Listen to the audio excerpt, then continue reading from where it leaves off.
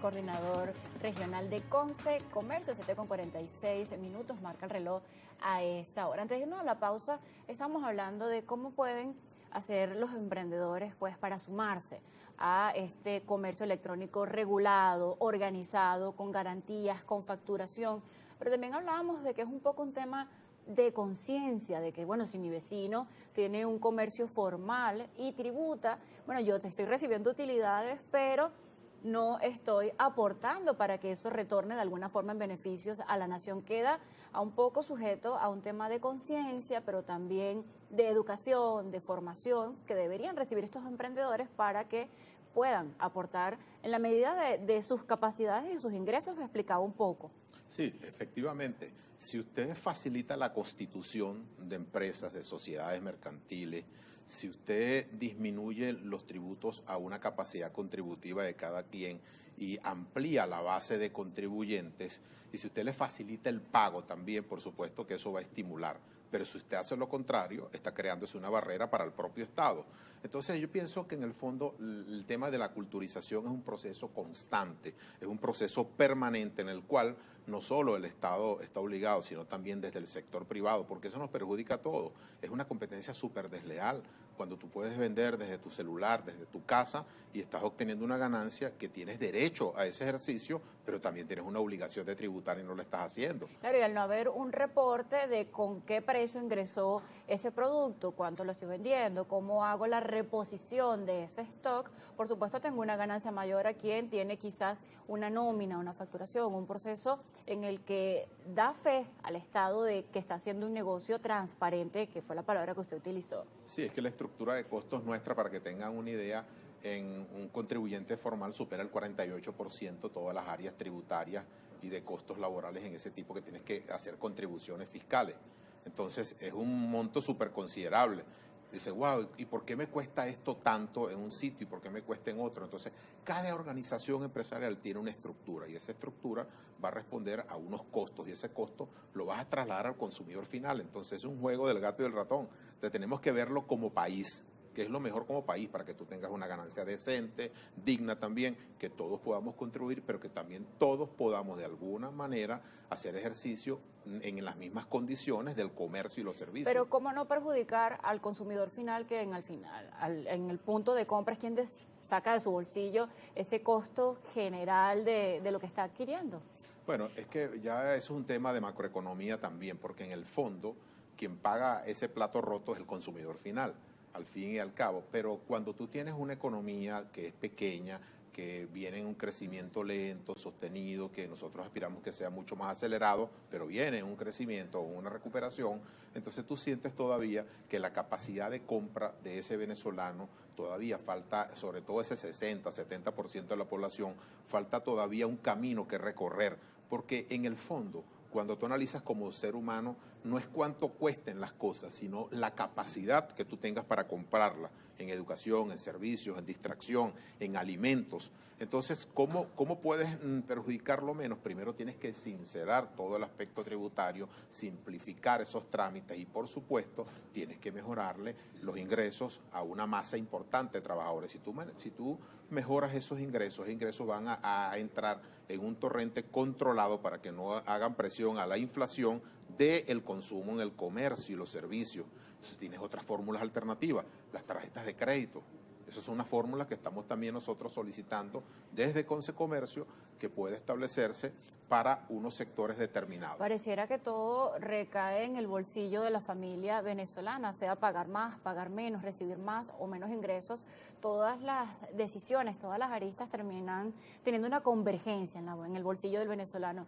En estos días la Cámara Farmacéutica habló de mover esta fecha de tributación, en lugar de hacerlo cada 15 días, hacerlo de forma mensual, cada fin de mes o cada ciclo de 30 días. ¿Qué posición tiene Conce Comercio con respecto a esta medida de flexibilizar esa forma de tributar cada 30 días y pues desahogar un poco más el flujo de caja a los comerciantes? Pudiera verse de esta manera. ¿Qué piensa Conce Comercio? No, absolutamente de acuerdo, un planteamiento de todas las organizaciones gremiales de Conce Comercio, de Conindustria, de Fedecámara, de la Cámara Farmacéutica. Estamos alineados, pero eso responde a qué? A que eso se refiere específicamente a las retenciones que podemos hacer en materia de IVA. que nos las habían llevado de 30 días a 8 días y ahora la llevaron de 8 días a 15 días. En aquel momento había una justificación por parte del Ejecutivo que había una hiperinflación. Si el Ejecutivo controla esa hiperinflación, ¿por qué no vamos de forma significativa? Han cambiado muchísimo las cifras ya. Estamos a 28 de enero de 2025 y las cifras son muy diferentes a cuando se tomó esta medida de por lo menos hacerlos cada 15 días. Entonces, nuestra solicitud es, vamos a restituirles el pago en 30 días calendarios para quienes somos contribuyentes con agentes especiales también de retención.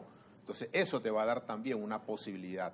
Y el otro tema neurálgico hoy en día del comercio es el tema del diferencial cambiario. Eso es un tema muy importante que te puede afectar mucho o más que estos otros temas también. Es un tema súper delicado que creemos que hay una corrección más lenta y que no debió dejar acumularse, pero que vemos que por lo menos ahora el Banco Central está en sincronización con el Ejecutivo Nacional, adoptando medidas para que comiencen a deslizarse en una paridad que se parezca mucho más a la realidad del mercado. Habla de agentes de retención, de contribuyentes especiales, que ha pasado a ser un gran número de contribuyentes especiales en el país. Cuando dice que todo el sector de forma unificada tiene esta propuesta, ya la llevaron a los entes correspondientes, ya han avanzado estas conversaciones. ¿Cómo va esa comunicación para que sea efectiva esto de tributar cada lapso de 30 días? Sí, eso ya se ha hecho los planteamientos en las instancias correspondientes. ¿Qué les han respondido? Están analizando las propuestas porque ellos sienten que esos 15 días pudieran tener una especie de déficit financiero, pero eso en el fondo ya ocurrió en un momento determinado. Vas a recibir las mismas cantidades de dinero con una devaluación muy mínima, porque insistimos, ya está controlada también, pero ese efecto va ahorita en contra de nosotros, porque lo que vamos reteniendo de una sola vez tenemos que irlo integrando de manera casi inmediata. Y quizás si tienen una factura que aún no ha sido cancelada y cuentas que todavía no han ingresado al comercio, quizás esto no pudiera colocarlos en una posición de mucha ventaja. Desventajas porque incluso tú tienes que aplicar retenciones de mercancías que a veces compraste y no has recibido y no puedes comercializar, entonces no puedes obtener un producto, ¿verdad? Un dividendo de esa mercancía, entonces estás tributando prácticamente de tu patrimonio y esa retención que le hiciste a ese proveedor también. Entonces es un juego allí que creemos que eso en algún momento va a tener alguna respuesta positiva y la hemos hecho pública en este momento, pero es un planteamiento que tiene ya más de un año que viene formulándose, porque a veces esa diplomacia de micrófono funciona muy poco y queremos más bien ir a puntos específicos para que nosotros nos concentremos en lo que debemos ser los gremios. Los gremios debemos ser que en el fondo unos propulsores en la construcción de políticas públicas que van a beneficiar a la postre a toda la sociedad. Pues. Sin embargo, a eso iba, estas propuestas ya tienen tiempo, quizás buscan colocar en una posición un poco más favorable a los comerciantes, pero también favorecer al consumidor y por supuesto sumar a lo que es la construcción y armonización de la economía en nuestro país. Realizan talleres de formación para esos emprendedores, para esos comerciantes que están en el ramo electrónico y necesitan un poco más de orientación para entender cómo es este tema de que ahora hay que facturar. Desde Consecomercio están educando a los pequeños empresarios. Sí, dentro de Consecomercio, a través de Cabedatos y otros expertos en el área tributaria, estamos promoviendo, con la iniciativa del presidente Gustavo Valecillo y la Junta Directiva, estamos promoviendo el primer foro, el primer taller que vamos a hacer el día 6 de febrero en la sede de la Asociación Bancaria a las 8 de la mañana. A través de las redes sociales y de los contactos con Consecomercio pueden hacer las inscripciones. Pero no es el único que tenemos también, porque queremos también hacer uno conjunto con el CENIAT. Hay que compartir eso. Además, el órgano de recaudación tiene una obligación en el Código Orgánico Tributario que es de orientación al contribuyente. Bajo ese principio, queremos que haya una sinergia entre el sector privado y el sector público para que esto se viabilice en el menor tiempo posible y también dé los resultados. Y además de eso, en marzo, el 19-20 de marzo, tenemos otro directorio regional también en la ciudad de Portuguesa. Ahí van a estar concentrados todos esos estados que confluyen a su alrededor. Es decir, vienen espacios importantes para que actuemos de manera conjunta. Bueno, usted precisamente coordina las regiones, están allí todas esas sedes regionales de Consecomercio. ¿Qué le dicen desde el interior del país con respecto a todo esto de sumar a lo que es la economía en el país? La situación en las regiones es diferente en materia de servicios públicos, de transporte, de la convivencia, del día a día, de las fuentes de empleo para las familias que están en diferentes estados del país. Usted representa precisamente al Estado Nueva Esparta, que ha tenido una serie de retos en los últimos meses que en compañía con el Ejecutivo Nacional han sido solventados, pero ¿qué percibe de las regiones con respecto a este movimiento? Lo primero es que si hacemos una simple radiografía y no una tomografía, vemos que las regiones se comportan de manera distinta. Usted ve a Portuguesa, usted ve la zona de Lechería, usted ve la zona de Nueva Esparta, ve la zona de San Cristóbal, o ves el eje metropolitano con Caracas, La Guaira, o ves Maracay, Valencia, Barquisimeto. Tienes unos puntos que se desarrollan a un ritmo muy distinto al resto de las zonas que no mencioné. Entonces, ese tratamiento diferenciado es lo que nosotros queremos siempre hacer el llamado a que cualquier plan de desarrollo de la nación tiene que circunscribirse precisamente a las realidades, porque desde las regiones venimos recibiendo también con mucha fuerza el tema tributario, la carga tributaria que es importante, el tema de los servicios públicos, el tema de la ausencia de un financiamiento accesible y menos costoso también, el tema de los trámites administrativos en las constituciones de registros mercantiles, de sociedades. Tributos municipales también que varían de acuerdo a la región. Los tributos municipales ahorita se convirtieron en un tema de mucha mayor atención que los tributos nacionales cuando usted suma la totalidad, en cada diferentes, localidad. Distintos e inmediatos.